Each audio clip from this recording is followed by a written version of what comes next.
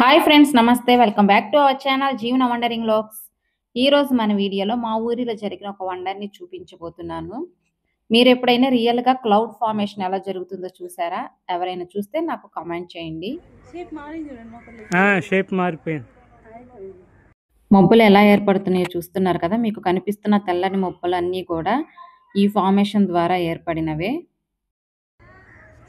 అదిగో మా నీళ్లు కనపడుతున్నాయి. ఇదిగో తిరుగుతుంది గిర గిర గిర గిర గిర గిర.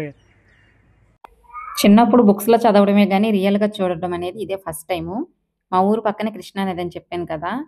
ఆ కింద వాటర్లో నుంచి పైకి అనేది అలా క్లౌడ్స్ ఫామ్ అవుతున్నాయి. చెట్లు ఉండటం వల్ల మీకు క్లారిటీగా కనిపించటం లేదు. ఇలా మేఘాలు ఫామ్ అవుతున్నప్పుడు దానికి దగ్గరలో ఏమున్నా కానీ వాటిని కూడా అవి పైకి లాగేసుకుంటాయంట. కిందకి దిగుతున్నట్టు ఉంది. ఇప్పుడే కిందకి దిగుతున్నట్టుగా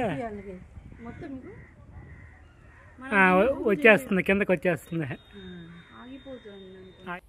సో చూసారు కదా ఫ్రెండ్స్, ఈ వీడియో మీకు ఎలా అనిపించిందో నాకు కామెంట్ సెక్షన్లో కామెంట్ చేయండి.